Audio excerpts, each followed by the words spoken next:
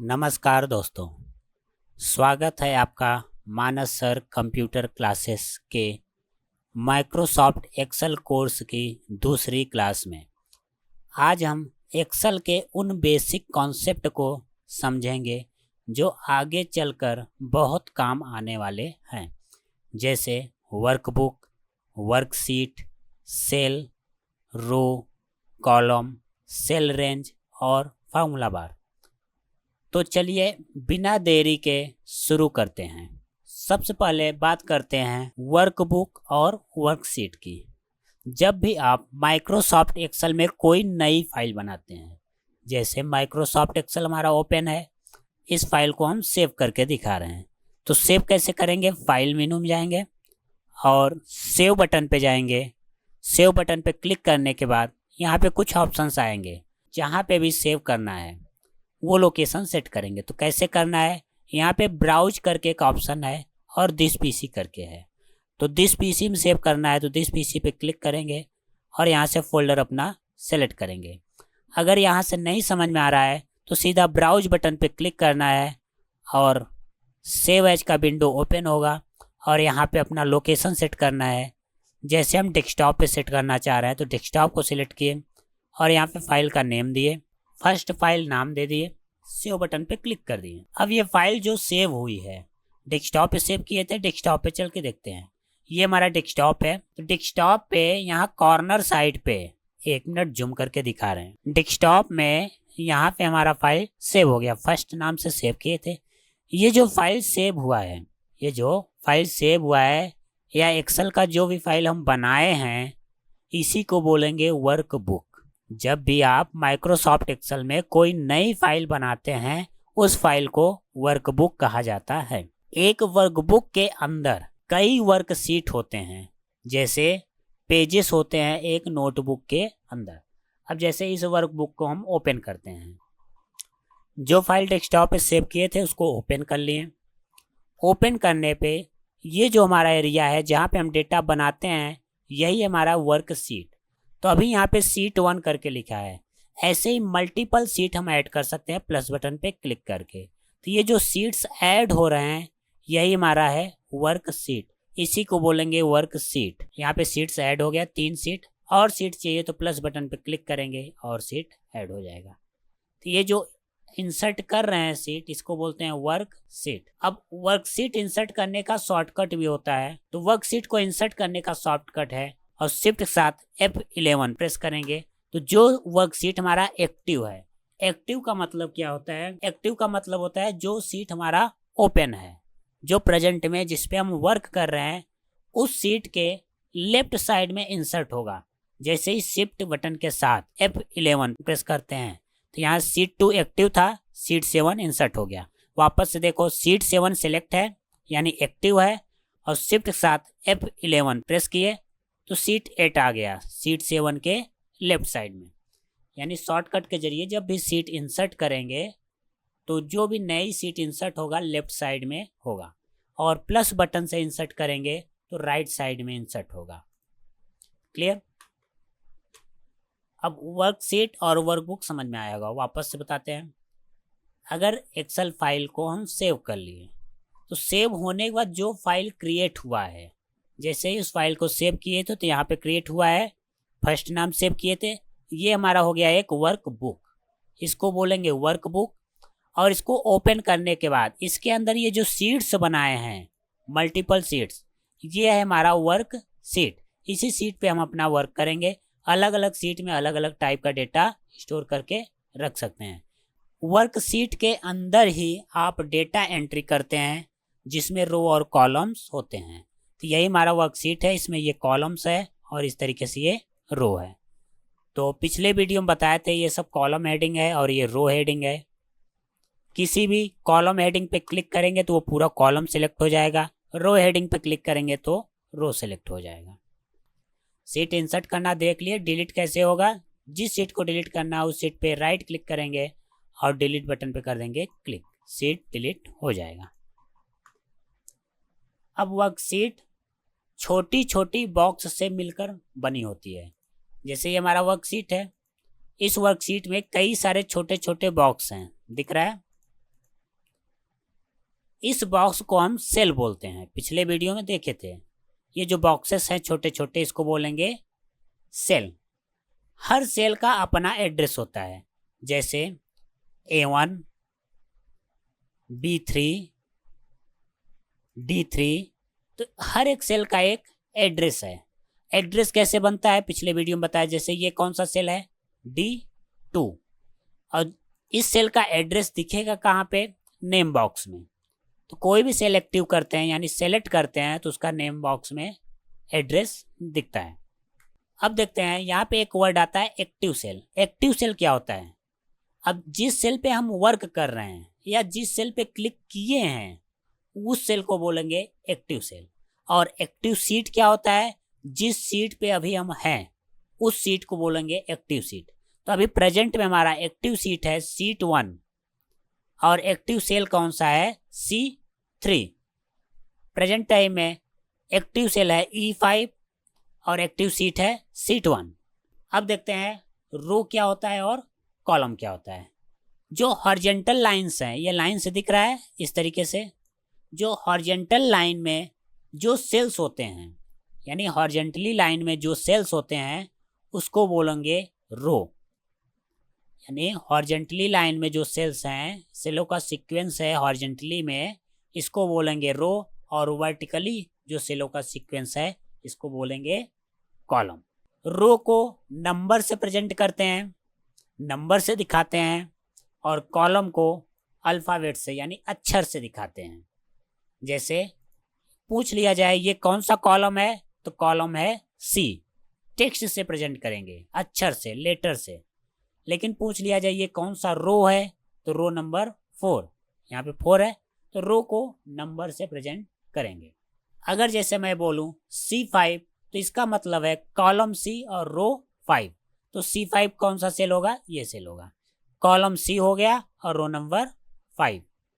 अब समझते हैं सेल रेंज। सेल रेंज क्या होता है। अब यहाँ पे सेल रेंज का मतलब होता है एक से ज़्यादा सेल का ग्रुप। जैसे अभी एक सेल एक्टिव है, यही चीज़ हम सेलेक्ट कर लिए इतना सेल। अब यहाँ पे मल्टीपल सेल का एक ग्रुप बन गया, तो इसी को बोलेंगे सेल रेंज। अब जैसे इस रेंज का नेम कैसे डिफाइन करेंगे। सेल रेंज का जो नेम होता है या लिखने का तरीका होता है, first cell colon last cell. जैसे एग्जांपल, जैसे हम लोग लिखते हैं 2 to 10, इसका मतलब क्या हुआ, 2 से 10 तक एक रेंज बना है। तो ये पढ़ने में समझ में आ रहा है 2 से 10 तक हमको लिखना है। ऐसे ही रेंज में होता है, जैसे लिख दिए A1 कॉलन C5। अब इसका मतलब क्या हुआ, इस रेंज का मतलब हुआ A1 से लेके A5 तक सेलों का रेंज। जैसे ये A1 हो गया और ये C5 हो गया, तो A1 से लेके C5 तक सेल सेलेक्ट करेंगे। तो ये जो रेंज है, इस रेंज को कैसे डिफाइन करेंगे, A1 कॉलन C5। A1 पहला सेल हो गया, C5 लास्ट सेल हो गया। अब जैसे पूछ लिया जाए B1 कॉलन C6, इस रेंज के अंदर कितने सेल हैं, तो कैसे बताएंगे। सबसे पहले फाइंड करेंगे इस रेंज में कितने कॉलम हैं। तो कॉलम कितने हैं, B और C, यानी 2 कॉलम हैं। और रो कितने हैं, 1 से 6 तक, यानी 1 2 3 4 5 6 नंबर रो ये है। यानी B1 से लेके C6 तक ये हमारा रेंज हो गया। अब इस रेंज के अंदर कितने सेल हैं, काउंट करो, 1 2 3 4 5 6 और 6 2 जा 12। तो टोटल कितने सेल हो गया इसके अंदर, 12, यानी 12 सेल हो गए। वापस से काउंट करके देख लो, इस कॉलम में 6 सेल है और इस कॉलम में भी 6 है, 6 दूनी 12। ऐसे ही किसी भी रेंज के अंदर कितने सेल हैं ये पता करना हो तो इस तरीके से पता कर सकते हैं। H2 कॉलन J5, इस रेंज के अंदर कितने सेल आएंगे, जल्दी से कमेंट करो।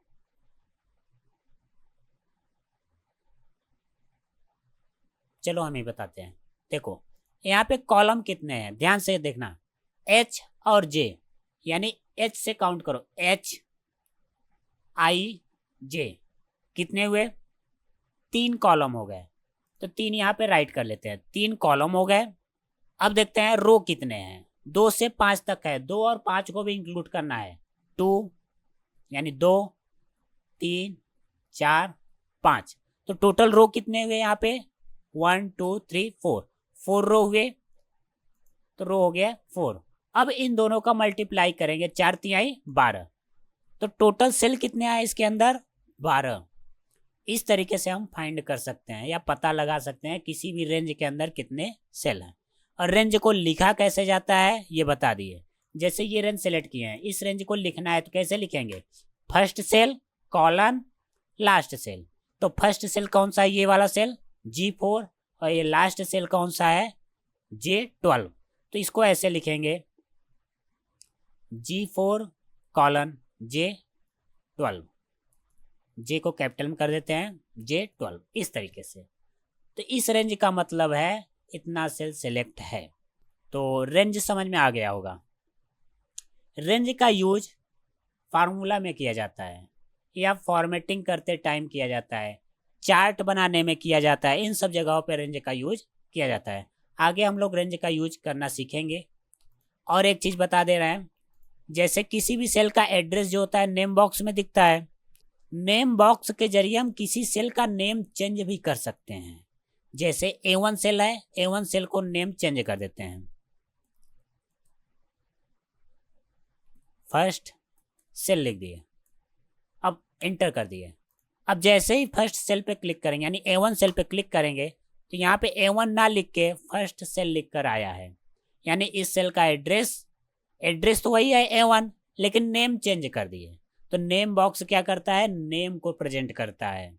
अगर नेम डिफाइन नहीं किए हैं तो एड्रेस प्रेजेंट करेगा, यानी उस सेल का एड्रेस। अगर नेम डिफाइन कर दिए हैं तो उस सेल का नेम। ऐसे ही रेंज का भी नेम डिफाइन कर सकते हैं। जैसे बी कॉलम को सिलेक्ट कर लिए, पूरे कॉलम को सिलेक्ट कर लिए, बी कॉलम को। अब इस कॉलम का हम रेंज दे देते हैं बी कॉलम, बी कॉलम लिख दिया, इंटर कर दिया। अब जब भी इस रेंज को सिलेक्ट करेंगे तो यहाँ पे नेम लिख कर आएगा बी कॉलम। तो इस तरीके से हम रेंज का भी नेम डिफाइन कर सकते हैं। अब देखते हैं फार्मूला बार। ये है हमारा फार्मूला बार। फार्मूला बार बताए थे कहाँ पे होता है। फार्मूला बार में हम किसी भी सिलेक्टेड सेल का कंटेंट देख सकते हैं। अब जैसे यहाँ पे इस सेल में कोई डेटा लिखा गया है, इस डेटा में कोई एडिटिंग करना हो या देखना हो तो फार्मूला बार में देख सकते हैं। जैसे इस सेल पे क्लिक करेंगे तो यहाँ फार्मूला बार में दिखाई दे रहा है। अब यहाँ पे हम एक कैलकुलेशन करके दिखा रहे हैं। जितने भी सेल हैं हमारे, सारे सेल कैलकुलेटर की तरह यूज होते हैं, अभी करके दिखा रहे हैं। तो कोई भी फार्मूला लिखना है सबसे पहले इक्वल लगाएंगे, इक्वल 45 + 5 इतना किए, और जैसे इंटर बटन प्रेस किए तो इस सेल में क्या आ रहा है? 50 आ रहा है, क्योंकि 45 और 5 जोड़े हैं। अब 45 5 जोड़ दिए तो इस सेल में आउटपुट में क्या आ रहा है हमको? 50, यानी उसका रिजल्ट दिखा रहा है। जो भी कैलकुलेशन, जो भी इक्वेशन लिखे थे उसका रिजल्ट दिखा रहा है, आउटपुट दिखा रहा है। अब यही चीज हम फार्मूला बार में चल के देखते हैं इस सेल में क्या क्या लिखा गया है। तो इस सेल का जो कंटेंट है वो हमको दिखाई दे रहा है फार्मूला बार में। ये देखो 45 + 5। तो किसी भी सेल का कंटेंट चेंज करना हो या एडिट करना हो तब भी फार्मूला बार का यूज कर सकते हैं। यहाँ पे क्लिक करके चेंज कर सकते हैं। इससे लिख दिए 10 और एंटर कर दिए। अब यहाँ पे देखो 55 हो गया। अगर इसी सेल में ही देखना है कि क्या इक्वेशन है या क्या लिखा गया है तो डबल क्लिक करेंगे तो वो फार्मूला वापस से शो हो जाएगा। तो यही चीज़ हमको फार्मूला बार में शो करता है। तो समझ में आया होगा फार्मूला बार का यूज। और फार्मूला बार का यूज डेटा को एडिट करने, फार्मूला टाइप करने में भी होता है। अब यहाँ पे कुछ छूट रहा है वो बता देते हैं। जैसे टोटल कॉलम कितने हैं इसमें, तो चल के देखते हैं टोटल कॉलम कितने हैं। तो टोटल कॉलम, जो लास्ट कॉलम है उस कॉलम का हेडिंग है XFD। यहाँ पे देखो कॉलम हेडिंग क्या है? XFD। और ये कॉलम का संख्या जो है वो है 16,384। अब पता कैसे करेंगे? लास्ट कॉलम पे आ गए और टाइप करना है इस सेल के अंदर इक्वल कॉलम। कॉलम टाइप करने के बाद ब्रैकेट लगाएंगे और क्लोज करेंगे और इंटर बटन प्रेस कर देंगे। अब यहाँ पे बता दिया है इस कॉलम की संख्या। तो ये कौन सी कॉलम है? XFD। कॉलम नंबर क्या है?